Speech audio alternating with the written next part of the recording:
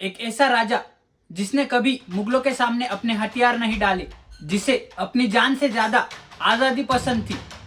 एक ऐसा राजा जो कि शक्तिशाली, निडर और अपने लोगों के लिए, अपनी प्रजा के लिए जान न्यौछावर करने वालों में से था। जी हाँ दोस्तों, मैं बात कर रहा हूँ the lion of Mewar, Maharana Pratap के बारे में, जो कि मेवाड़ के समेत पूरे हिंदुस्तान की शान है, जिनकी वीरता के किस्से आज भी इतिहास की किताबों में दर्ज है। शुरू करता हूँ आज के इस नए और अद्भुत वीडियो को। The great warrior Maharana Pratap. Maharana Pratap का जन्म मेवाड़ के कुंभलगढ़ किले पर 9 मई 1540 को हुआ था। महाराणा उदय सिंह सेकंड और महारानी जयवंता बाई के घर इनका जन्म हुआ था। दोस्तों, ये ऐसा समय था जिस वक्त मुगल सल्तनत अपना एक्सपेंशन कर रही थी, पूरे हिंदुस्तान में था। दोस्तों, महाराणा प्रताप काफी युवा अवस्था से ही वॉर टैक्टिक्स, तलवारबाजी, हॉर्स राइडिंग, ये सब में महारत हासिल कर चुके थे और ये देखकर उनके पिताजी को महाराणा प्रताप में एक अच्छे और बड़े राजा की छवि नजर आती थी। 1572 महाराणा उदय सिंह की मृत्यु के बाद महाराणा प्रताप को मेवाड़ का राजा बना दिया गया। दोस्तों, जैसा कि मैंने पहले भी कहा कि मुगल सल्तनत हिंदुस्तान में अपने जड़ें मजबूत कर रहा था और इस एक्सपेंशन का मुख्य चेहरा था बादशाह अकबर।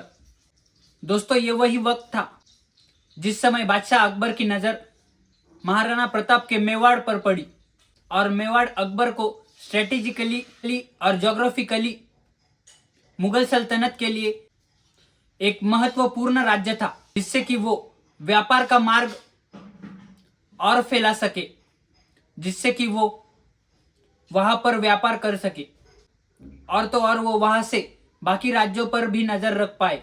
दोस्तों, महाराणा प्रताप राजा मानसिंह, उनसे तो मैं लड़ लूंगा, लेकिन जब अपने ही लोग अपने ही मातृभूमि पर वार करेंगे तो उनसे मैं कैसे लड़ूंगा। इसी के कारण वो मानसिंह के सख्त खिलाफ थे।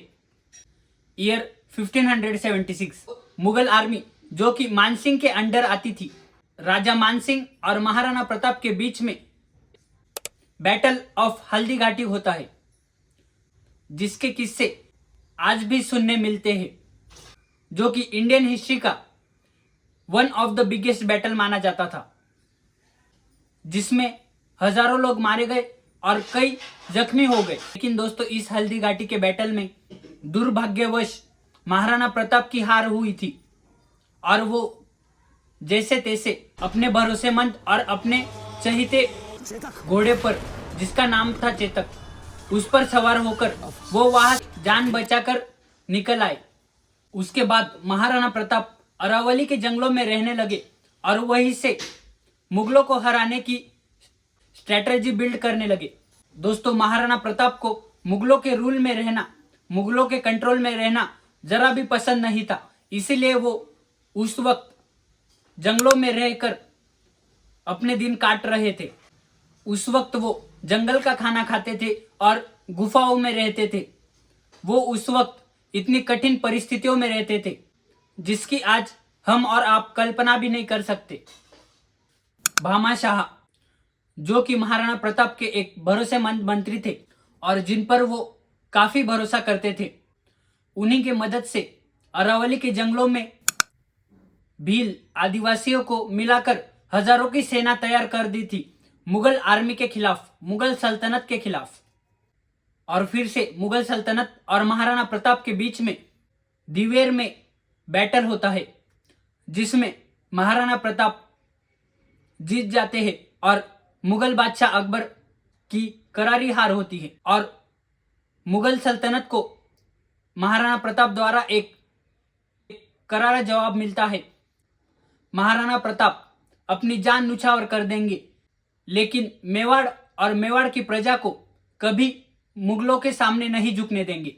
और इस बैटल के बाद वो मेवाड़ को फिर से हासिल कर लेते हैं। बस उस वक्त चित्तौड़गढ़ ही मुगल सल्तनत के कब्जे में था राणा प्रताप 35 किलो का कवच पहनते थे और उनके हथियार भी काफी भारी होते थे। इसी से हम महाराणा प्रताप की ताकत का अंदाजा लगा सकते हैं। दोस्तों, महाराणा प्रताप के घोड़े के सामने वो युद्ध के दौरान एक हाथी की सूंड लगाते थे, जिससे कि दुश्मन सेना का हाथी सामने हाथी जैसे दिखने वाले चेतक पर हमला न करे। इन्हीं कई वॉरफेयर और युद्ध रणनीतियों की वजह से उन्होंने कभी मुगल सल्तनत को मेवाड़ पर फिर से कब्जा करने। दोस्तों, महाराणा प्रताप की मृत्यु 19 जनवरी 1597 को हुई थी। महाराणा प्रताप की मृत्यु के बाद महाराणा अमर सिंह मेवाड़ के नए राजा बनते हैं, जो कि महाराणा प्रताप के बड़े बेटे थे। उसके बाद मेवाड़ पर कई राजाओं ने राज किया, लेकिन महाराणा प्रताप जैसा ही निडर और शक्तिशाली राजा शायद ही मेवाड़ को मिल सका। दोस्तों, महाराणा प्रताप स्वाभिमानी और निडर थे और उनकी मातृभूमि के लिए उनका अलग ही प्रेम था। इन्हीं कई कारणों की वजह से आज भी महाराणा प्रताप करोड़ों युवाओं के लिए एक इंस्पिरेशन है, एक आदर्श है। महाराणा प्रताप के लिए अपनी जिंदगी से बढ़कर भी अपनी आजादी थी और इसी के कारण वो कभी मुगलों के सामने नहीं झुके। इसीलिए उन्हें द लायन ऑफ मेवाड़ कहा जाता है। दोस्तों, उम्मीद करता हूं कि आपको ये वीडियो काफी इंफॉर्मेटिव और इंस्पिरेशनल लगा होगा। मिलते हैं अगले किसी ऐसी अद्भुत कंटेंट के साथ। तब तक के लिए जय हिंद।